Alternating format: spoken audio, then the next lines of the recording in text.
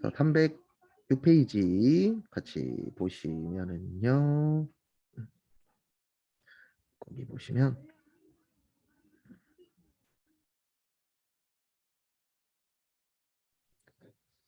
재화 용역의 공급에 대한 부가가치세의 과세 표준을 뭐라 그래요? 공급 가액으로 한다. 그래서 아까 제가 무슨 가액이라 그랬어요? 공급 가액이라고 했었죠. 그래서 참고하시고요.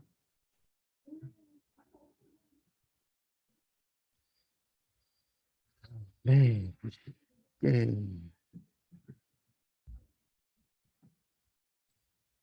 거기 보시면 일반적인 기준이라고 되어 있는데 거기 아래에 있는 박스를 좀 보세요. 거기 아래에 있는 박스에 보시면 어떻게 되어 있냐면 이렇게 되어 있죠.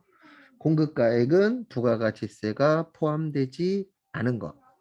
그 다음에 공급 대가는 부가세가 뭐 된 거요? 포함된 거. 그것도 좀 같이 봐주시기 바랍니다.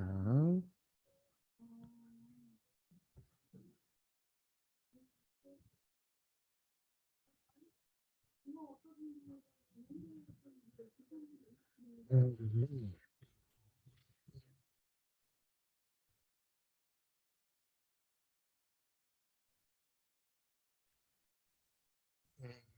여기 어디 보시냐면은 여기는 필요 없고 307페이지 밑에 보시면 307페이지 밑에 보시면은요 과세 표준에 포함되지 않는 것이라고 있습니다. 요거는 좀 저희가 어쩔 수 없이 암기를 좀 하셔야 되는 파트 중에 하나세요.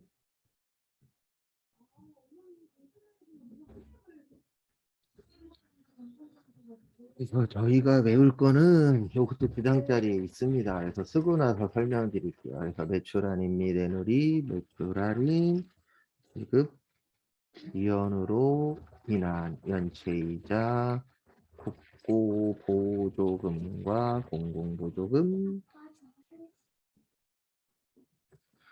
요건 간접, 그 다음에 도달되기 전에 파손, 훼손 또는 멸실된 경우 용기회수, 보증금, 동번, 봉사료.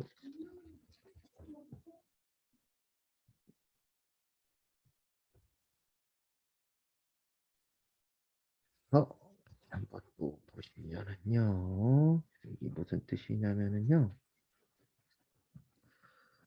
이거 얘기하는 겁니다. 제일 처음에 이제 과세 표준에 포함되지 않는다라는 뜻은 세금 납부 안 하는 거예요. 네, 세금 안 내는 거. 그래서 뭐 포함되지 않는다 뭐 이런 식으로 나오면 안 해도 된다. 그래서 뭐 안 내도 된다? 세금 안 내도 된다라고 이해를 해주시면 될 것 같습니다. 이제 또 하나씩 보시면은요. 하나씩 보시면 처음에 이제 매출 환입의 뜻이 반품이라 그랬잖아요. 그러면 우리 반품된 것과 관련돼서는 세금 낼 필요가 없겠죠. 그래서 세금 안 내도 된다라고 되어 있고요. 그 다음에 애누리하고 할인은 깎아주는 겁니다. 그러면 우리 깎아주는 것과 관련돼서도 세금 납부할 필요가 없었죠. 그래서 참고하시고요.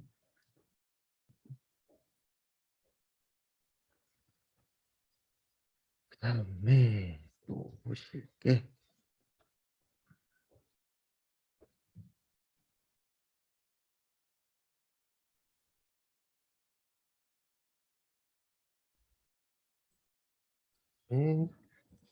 지급 지연으로 인한 연체이자. 그래서 우리가 연체라는 건 말뜻 그대로 뭐 하는 거죠? 늦게 내는 걸 우리가 뭐라 그래요?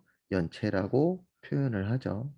그래서 연체하게 되면은 이자를 냅니다. 근데 이거는 실질적으로 물건을 팔아서 낸 세금은 아니잖아요. 그래서 국가에서 이 부분과 관련돼서는 세금을 낼 필요가 없다라고 되어 계세요. 그래서 이 부분도 참고하시고.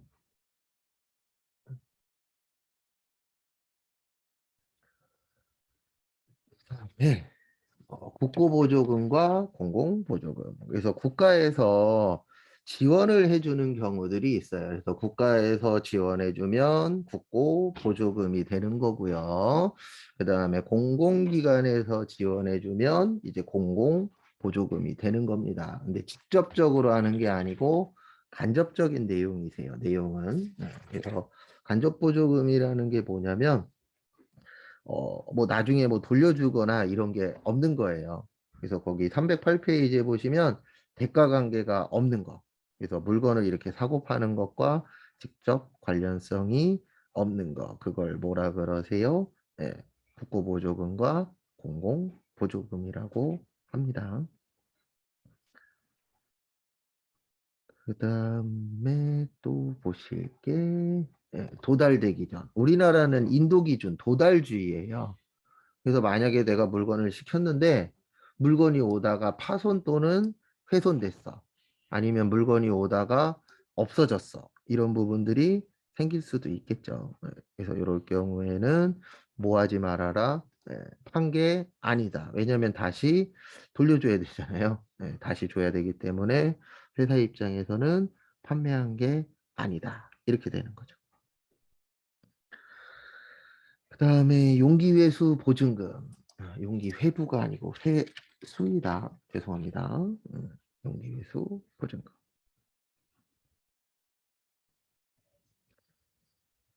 그래서 또 보시면은요, 우리가 이제 용기라는 게 이제 저거 생각하시면 돼요. 용기회수 보증금은 뭐 생각하시면 되냐면은요, 저거, 어, 아, 소주하고 맥주.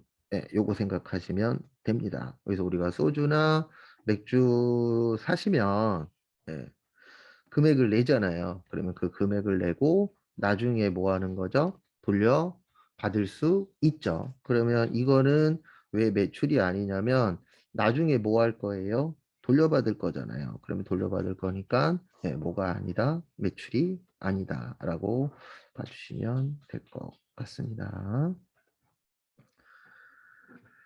그 다음에 또 보실 게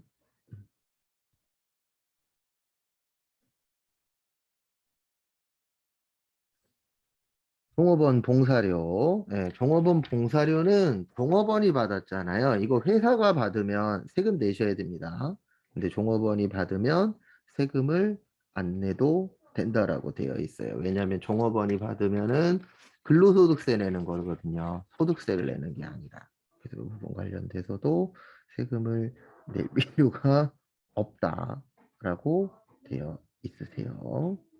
참고하시고요.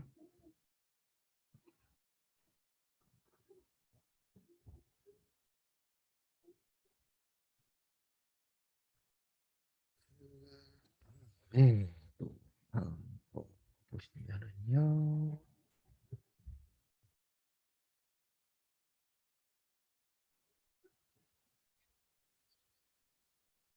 자세표준에서 공제하지 않는 것이라고 거기 보시면 있으시죠? 내용에. 그래서 거기 보시면은 대손금. 대손이라는 건 돈 못 받은 거잖아요. 이거 관련돼서도 공제 안 합니다. 그래서 거기 보시면 자세표준에서 공제하지 않는 것. 첫 번째로 이제 대손금이 있는데 요거는 세금만 빼도록 되어 있어요. 우리 세금 빼는 걸 무슨 공제라고 하세요? 세액 공제라고 표현합니다. 그래서 이 부분은 어디에서 빼도록 되어 있냐면 세금에서 빼도록 되어 있으세요. 그 부분 참고하시고요.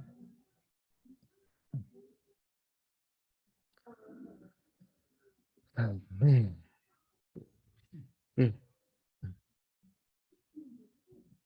판매 장려금. 그래서 판매 장려금이라는 건 말 그대로 판매 잘해라. 그래서 어떻게 보면은 지원해주는 그걸 얘기하는 거거든요. 예, 그래서 요거 관련돼서도 뭐 할 필요가 없다. 세금을 안 빼줍니다. 그 다음에 하자보증금. 이 보증금이라는 건 말뜻 그대로 이제 저거 하는 거예요. 보증을 해주는 거지.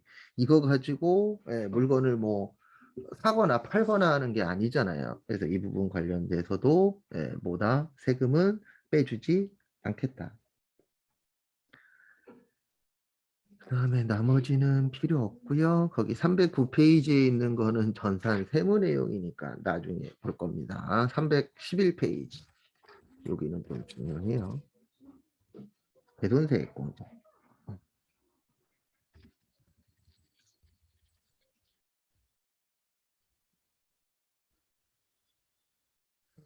대손세액 공제는 말 그대로 대손의 뜻이 돈 못 받는 것이에요. 세액은요, 세금. 공제는 빼주겠다. 그래서 이게 무슨 뜻이냐면은 못 받은 세금 뭐 해주겠다? 빼주겠다라는 뜻입니다. 참고하시고요.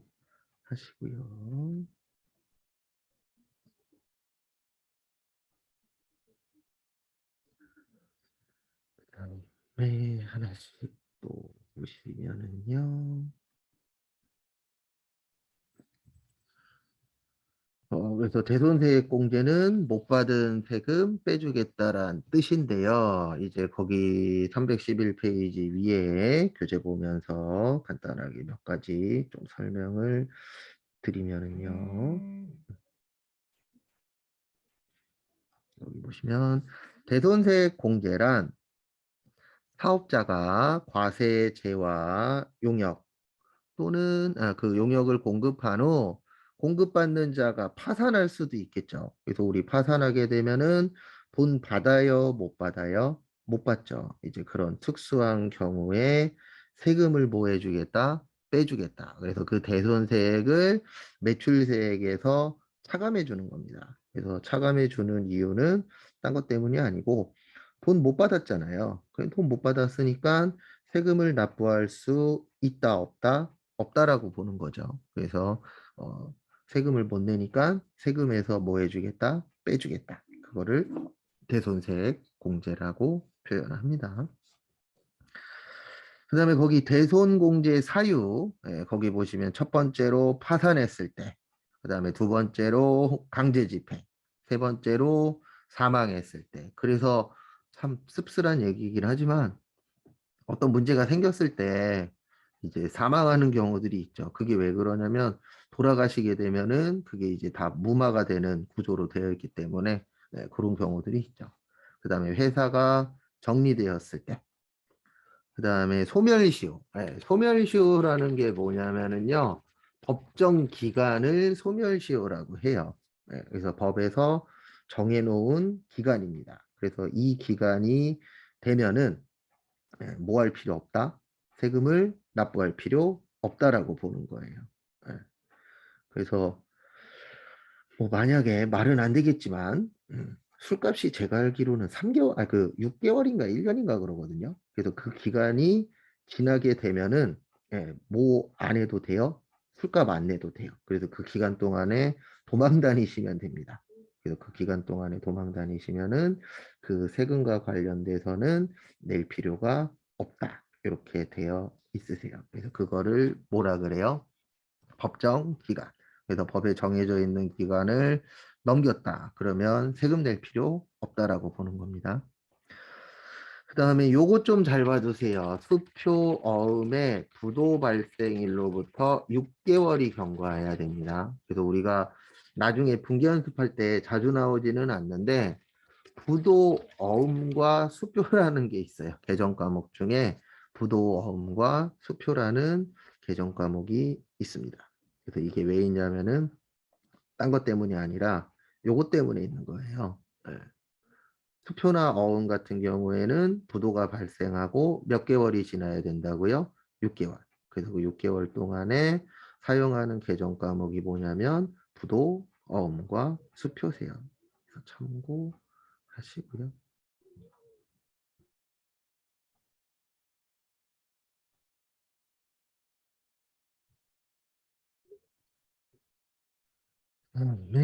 또 보시면 회수 길이 6개월 이상 경과한 얼마 이하여 30만 원 이하의 채권. 예, 요거는 무슨 뜻이냐면 이거예요. 뭐냐면은 30만 원이라는 돈이 개인한테는 큰 금액입니다. 예, 개인한테는 큰 금액이지만 회사 입장에서는 절대 큰 금액이 아니에요. 예, 일반적인 회사에서는. 왜냐면 30만 원도 못 줘. 그러면 회사 운영 안 하시는 게 좋을 수도 있겠죠. 예, 그래서 참고하시고요. 부분은 참고하시고.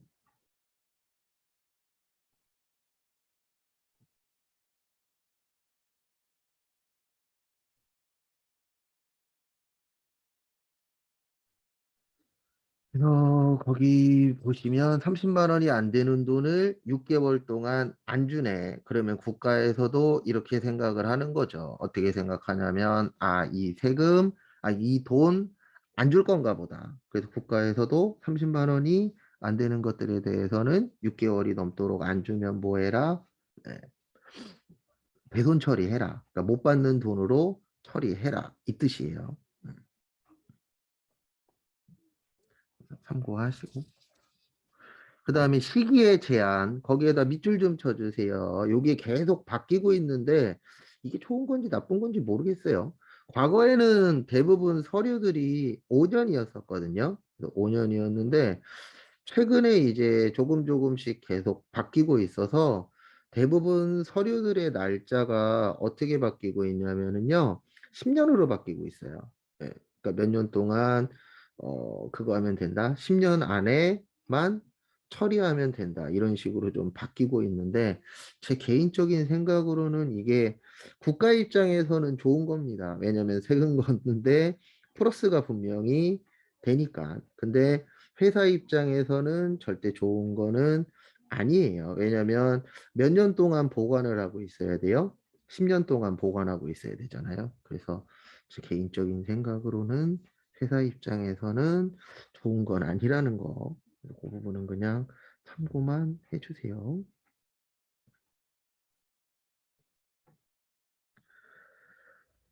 그 다음에 312페이지. 요것도 좀 중요합니다. 예, 요거는 이제 기본적으로 이쪽 파트에서 업무를 보시려면 알고 계셔야 되는 것 중에 하나인데요. 뭐냐면은요. 거기 보시면은 몇 년이라고 되어 있냐면, 그 몇 년이 아니고 위에 보시면 110분의 10이라고 있을 겁니다. 뭐라고 있으세요? 110분의 10. 그래서 그 부분을 좀 알고 계셔야 되세요. 그래서 몇 분의 몇이요? 110분의 10. 아까 제가 부가가치세 포함을 공급 대가라 그랬죠. 그래서 공급 대가가 나올 때는 110분의 10이라고 하시면 이게 부가가치세 구하는 공식이에요. 그래서 110분의 10을 해주시면은 부가가치세가 됩니다.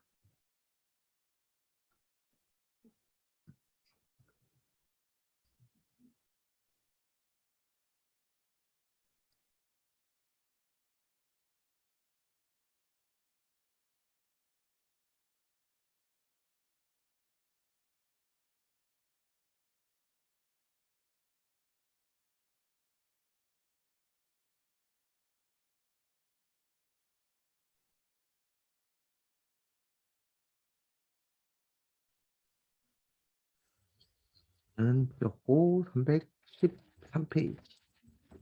거래 징수와 세금 계산서.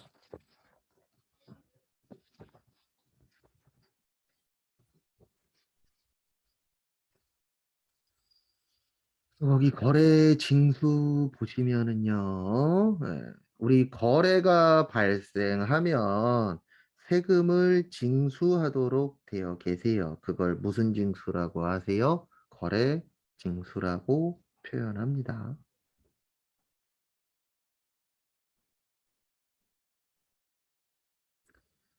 그래서 보시면은요, 부가가치세 부담을 최종 소비자에게 전가시키기 위해서는 거래 각 단계별로 납세 의무자인 사업자가 재화 또는 용역을 공급하는 때에 과세 표준의 부가가치세율 몇 프로요? 10%. 그래서 부가가치세율 10%를 적용하여 계산한 부가가치세를 그 공급을 받는 자로부터 징수합니다. 그래서 결론은 뭐냐면 거래가 있으면 뭐 해야 되는 거예요? 세금 징수해야 되는 거죠. 이걸 무슨 징수라고 하세요? 거래 징수라고 표현합니다. 참고하시고요.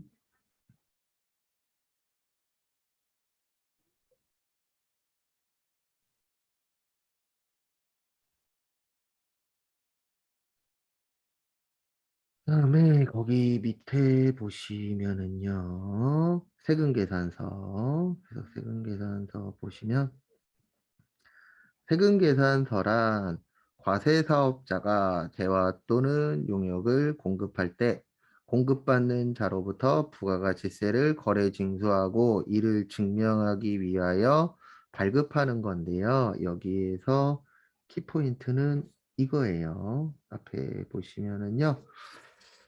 증빙이라고 있습니다. 뭐라고 있으세요? 증빙.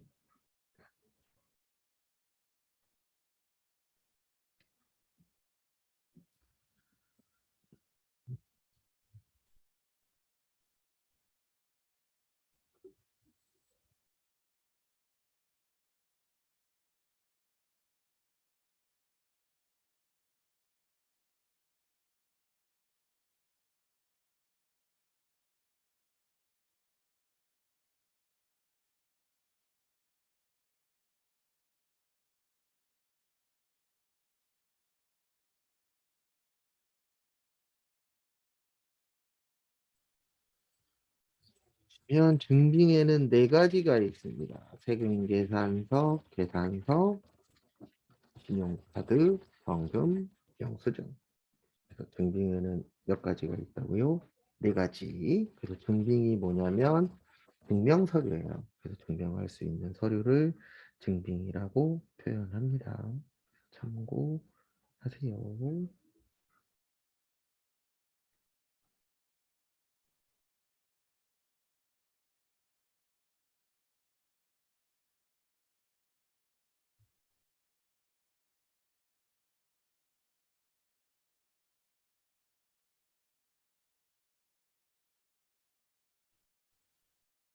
거기 보시면은요, 거기 보시면 사업자, 그래서 사업자에 보시면 거기 세금계산서 밑에 박스 보시면은요, 제일 처음에 이제 사업자라고 있으신데요. 과세사업자가 있고 뭐가 있다고요? 면세사업자. 그다음에 과세사업자는 일반 과세자랑 간이 과세자로 나누어진다라고 했었죠. 이 간이 과세자 외우셔야 돼요. 그래서 개인만 되고요. 그다음에 직전 연도 공급 대가가 8천만 원 미만이신 분. 그다음에 공급 대가가 4,800만 원이 안 되면 영수증 발행하셔야 되고 공급 대가가 4,800만 원이 안 되면 납부도 면제해 줍니다. 그래서 거기 보시면 그 과세사업자 옆에 간이과세자라고 있고요. 그다음에 그 옆에 보시면 세금계산서냐 계산서냐라고 있으시죠? 네. 그래서 공급대가가 4,800만 원이 넘으면 세금계산서 발행하셔야 됩니다. 그다음에 공급대가가 4,800만 원이 안 되면 뭐예요? 영수증 발행하시면 되세요. 그 부분 참고하시고요.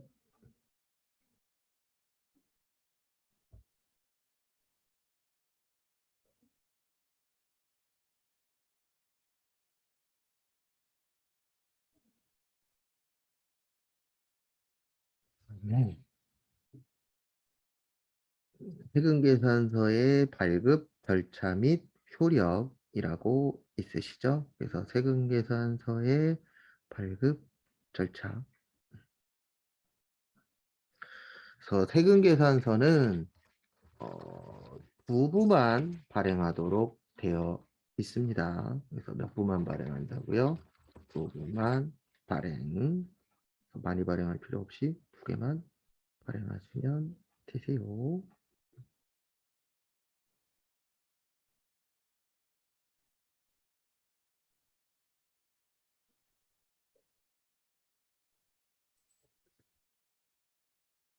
네. 몇 년간 보관하셔야 돼요? 5년. 근데 이것도 제 개인적인 예상인데 나중 되면 10년으로 바뀔 것 같아요. 분위기 자체가. 그다음에 거기 314페이지 이건 없었던 건데 잘 만들었네요. 작년 거보다. 거기 314페이지 위에 빈 공간에다가 요거 하나만 적어주세요. 거기 세금계산서에 효력이라고 되어 있는데 필요적 기재사항. 그래서 거기 보시면 세금계산서 나와 있죠. 거기에서 진한 글씨로 되어 있는 게 다 뭐예요? 예, 그게 다 필요적 기재사항입니다. 그래서 공급하는 자의 등록번호, 상호 및 성명, 그 다음에 공급받는 자의 등록번호, 그 다음에 작성, 연월일, 공급자액과 세 참고하세요.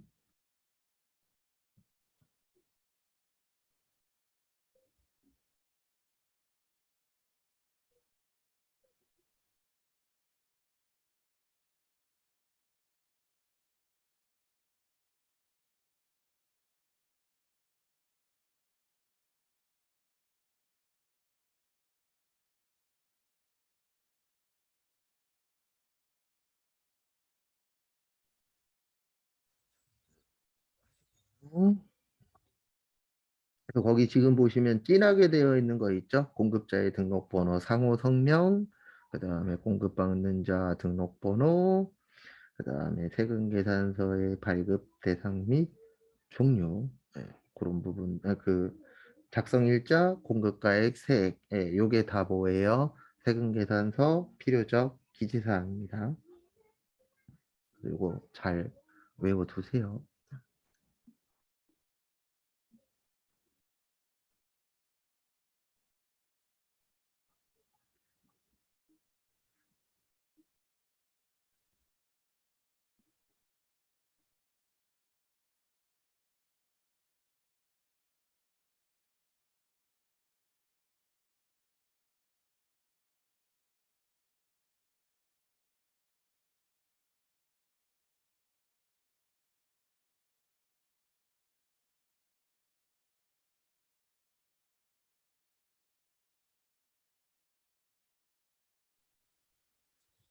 기억하시고요.